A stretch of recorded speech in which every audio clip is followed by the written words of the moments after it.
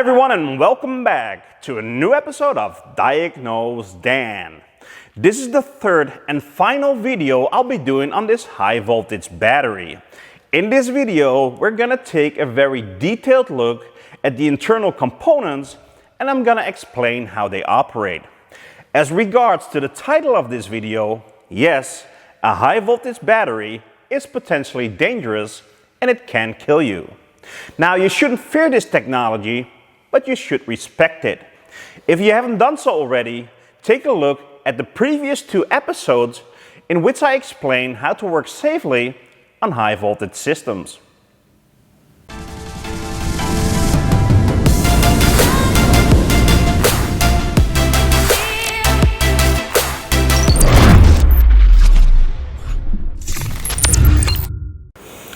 In the previous two episodes, we made this drive battery safe to work on.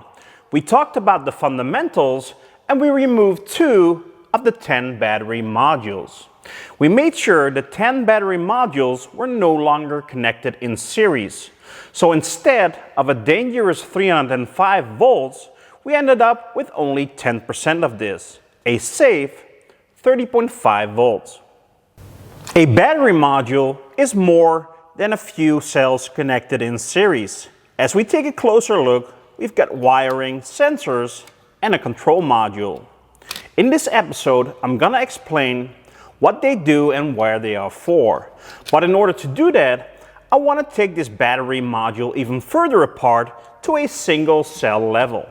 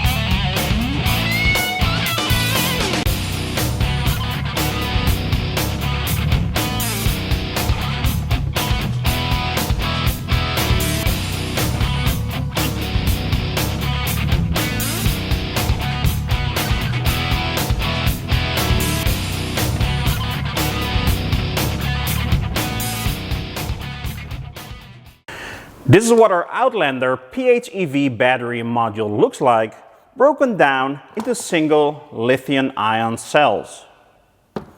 The voltage of a single cell is a little over 3.8 volts. When we take a closer look to the way the bus bars are connected to the cells, we can clearly see the cells are placed in series. The negative terminal of this cell is connected to the positive terminal of the cell next to it. That negative terminal is on its turn connected to the positive terminal of its neighboring cell. So on, until all cells are connected in series. And when we connect cells in series, we can add the voltages together, creating a battery module of 30.5 volts. When we connect 10 of these modules in series together, we have created a high voltage battery of over 300 volts. Every battery module has got its own wiring harness. The wiring harness is connected to a module called a cell monitoring module. Each cell monitoring module is responsible for monitoring 8 cells. So there's a total of 10 of these modules in the high voltage battery. One of the tasks of this control module is cell balancing. In the next clip, I want to explain to you guys why cells need to be balanced and how it is achieved.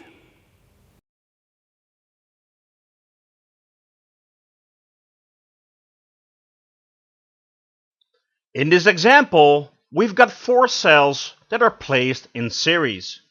The cells are about halfway charged, so the state of charge is about 50%. Although these are 4 identical cells, let's see what happens when we discharge and charge the battery pack a few times. Let's charge, discharge, charge, and discharge. When the battery is being charged, the fullest cell in a high voltage battery will reach its maximum first. As a consequence, the other cells are no longer being charged. When the high voltage battery is being drained, the cell that is the least charged will reach its minimum first. As a consequence, the other cells are no longer being drained. This is how over time the battery pack loses its capacity. In a series of cells, the worst cell defines the quality of the total pack. To restore the battery's capacity, the cells need to be balanced. I'm going to do so by discharging the 3 highest cells to match the lowest cell. Let's start with cell number 4.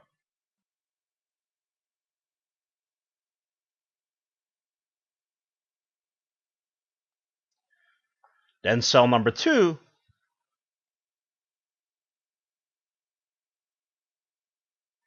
and finally cell number 1.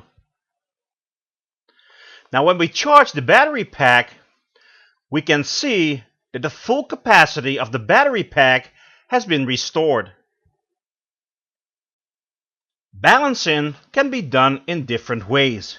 Passive balancing is the most widely used way of balancing because it's simple and reliable. Energy is lost with passive balancing because a resistor transforms the electrical energy into heat. Let's turn on this transistor, run the current through this resistor, and drain this battery cell.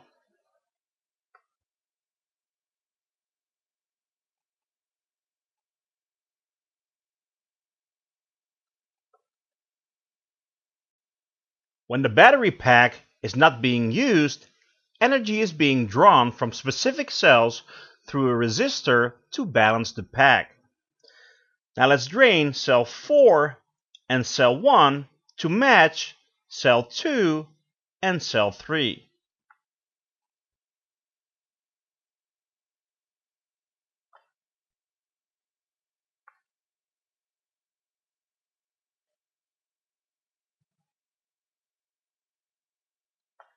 Right now, the battery pack is balanced again.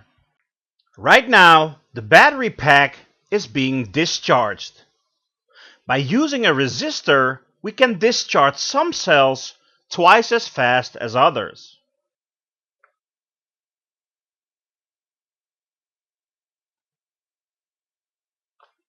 This way, the cells can even be balanced while the pack is being discharged.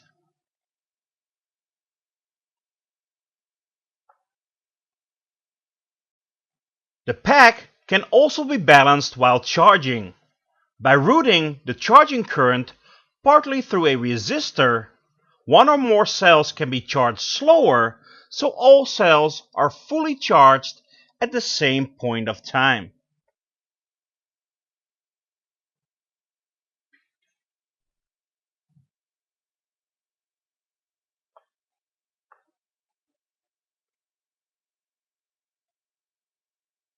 And right now, all cells are balanced again.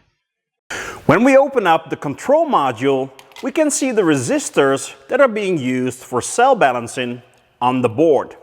During this process, heat is developed, and that's why there are cooling slots in the housing of the control module. The module is connected to the cells with a wiring harness. This way, it can read each cell's voltage and the difference in voltage between the cells. The other side of the module is connected to the CAN network. With the right diagnostic tool, we can read the memory and look at scan data. In this Outlander PHEV high voltage battery are 10 battery modules. Right now there are 2 missing, which we removed earlier. So there are also 10 cell monitoring units which are connected to the CAN network. In the next step, we're going to take a scan tool and take a look at scan data of one of the modules.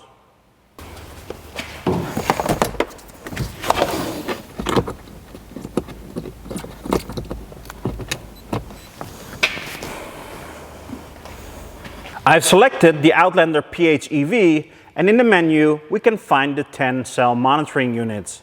Let's select one of them. Let's select cell monitoring unit 2 and see what kind of data is available. Now, as you can see, there's a lot of information, like total module voltage, each individual cell voltage, cell temperatures, and even the cell voltage difference. This can help you diagnose a potential problem. As you can see in the scan data, the module also keeps track of the battery's temperature. But how does it do it, and why is this important? When we take a closer look to the wiring harness of the module, we can see that on the connector that connects to the terminal of each cell is a little 2-wire thermistor or temperature sensor. The module uses this temperature sensor to monitor the temperature of each cell. But why is this important?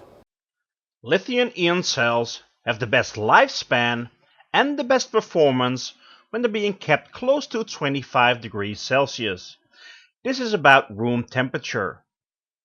The battery often gets hot and needs to be cooled when the power demand is high, the ambient temperature is high, or when the battery is being charged. Right now, the battery is not being charged, and the battery temperature is the same as the ambient temperature. When we start charging, we can see the battery temperature rises. And when we start quick charging, the battery temperature rises even more, and the battery needs to be cooled down. When there's no demand, the battery pack's temperature is about the same as the ambient temperature. But when we hit the throttle and the demand is high, the battery's temperature rises. To get the best performance out of the cells, and before any of them gets damaged, we need to cool down the battery pack.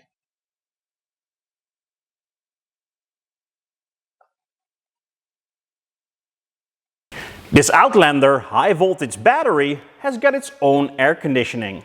Over here we've got the evaporator core, and mounted on top we've got the blower motor.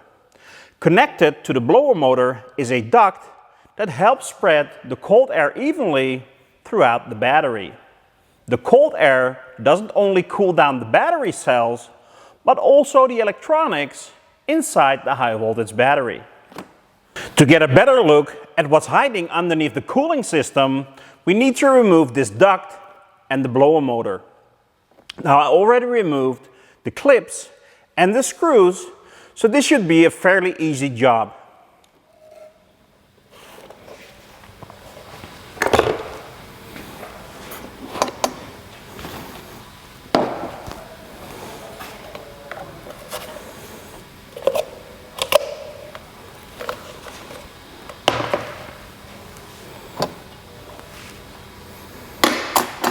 With the blower motor removed, we can clearly see the evaporator core temperature sensor, and the AC connections that run to the compressor.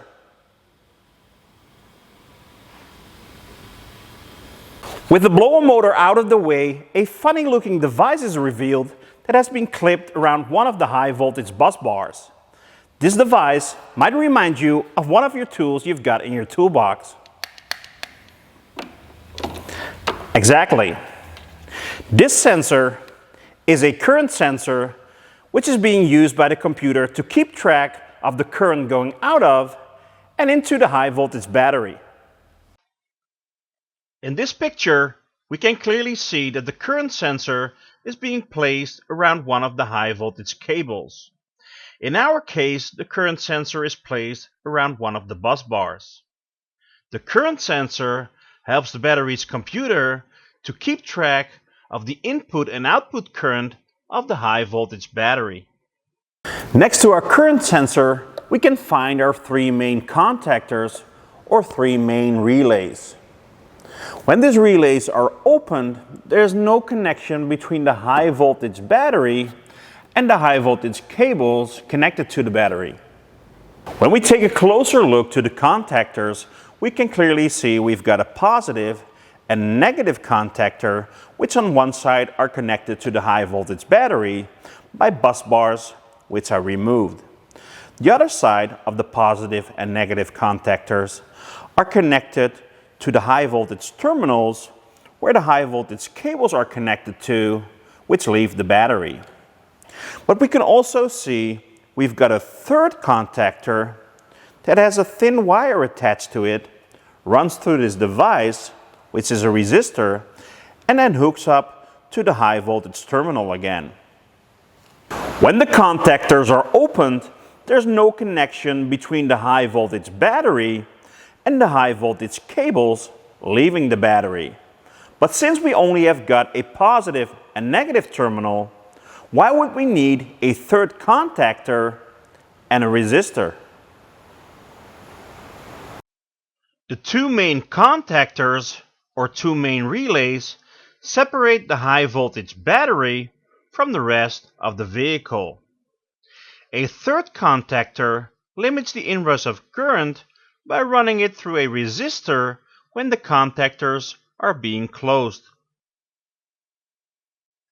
The capacitors inside the inverter create a momentary high charging current when the system is being turned on. That's why we use a third contactor in combination with a resistor to limit the current. Now let's turn on the system without using this resistor. Take a close look at the current that charges the capacitor. As you could see, the current spiked all the way into the red. This is something the cells and the hardware don't like. Now let's try again and watch closely. Let's do this test again, but this time let's use the third contactor and its resistor. Now take a close look at the current that charges the capacitor. Let's turn the ignition on, and as you could see, the current was much lower. Now let's reset and do this test one more time. This time watch how the third contactor closes first before the main contactor takes over.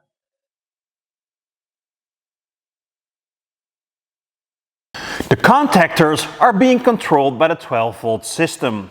That's why we need to disconnect one of the battery terminals of the 12-volt battery. Theoretically, the contactors then could never close and the system would be safe to work on. But never solely rely on this, because you could have a malfunction in one of the contactors. The contactors are also part of the failsafe of this high voltage battery. The contactors are being opened, for instance, if a collision is detected by the airbag system. The contactors are also opened when a high voltage leak is detected or when a relevant fault code is stored in one of the high voltage systems. A high voltage system on a car is a so-called floating system. This means that all the high voltage parts are not connected and isolated from the car's body and chassis, because this would be potentially dangerous. Inside the drive battery, we've got a ground fault detection module. This module monitors the isolation between the high voltage system and the car's ground. If a fault is detected, the module shuts down the system and opens the contactors. In the back of the battery, accessible by the service hatch, is the battery's main fuse. This 350 amp fuse is also part of the battery's failsafe system. Another safety feature is called the interlock. This is a part of the service plug assembly which we removed earlier from the high voltage battery. Besides the two big terminals, we can clearly see two smaller terminals that are connected through two wires to this connector. This is called the interlock wire. This interlock runs throughout the high voltage system, and if it is disconnected in any way, like by removing the service plug, it shuts down the system and opens the contactors.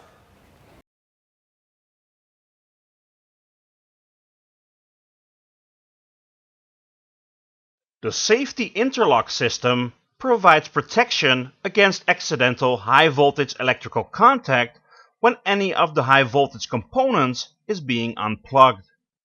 Within each component that is connected to the high voltage battery, there's at least one set of security contacts that when opened will cause the high voltage system to shut down.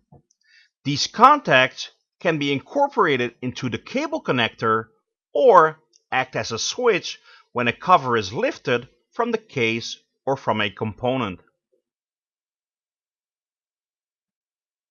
In this picture, we've got a high voltage battery, an inverter, an electric heater, an air conditioning compressor, a DC to DC converter, and a charging system. The computer watches a voltage drop across a resistor that is present as long as the interlock is not disconnected. Let's power up the system and see what happens when we disconnect one of the interlocks. When the interlock is disconnected, the system immediately shuts down and the contactors are being opened so no power can leave the battery anymore. Let's connect it again, power up the system, and let's remove the service plug. And again, the system is being shut down and no power can leave the battery. The interlock can be placed in the cover of a component and act as a switch when the cover is being lifted.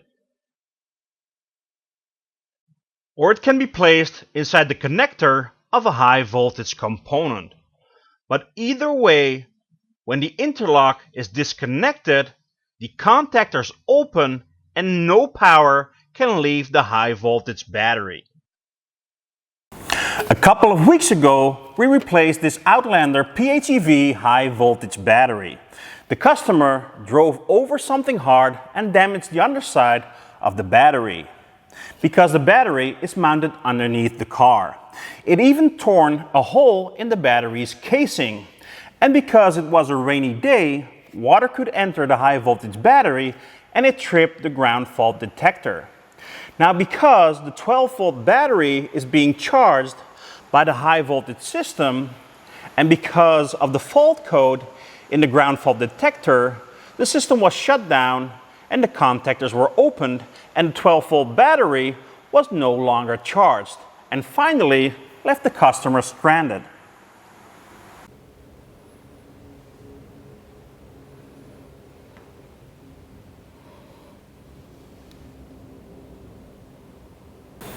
Replacing this high voltage battery was very unfortunate for the customer, but fortunately I could use this one to give you an inside look of what's inside a high voltage battery. I really hope you enjoyed this series on the high voltage battery. And if you want to learn more about high voltage electric or hybrid vehicle systems like charging systems, electric motors or inverters, please leave a comment in the description box. I really hope you enjoyed this video, and if you did, please subscribe to my channel, and when you hit the little bell, you will get a notification each time I post a new video. And always remember, Diagnosedan, fixed it again. See you next time, guys.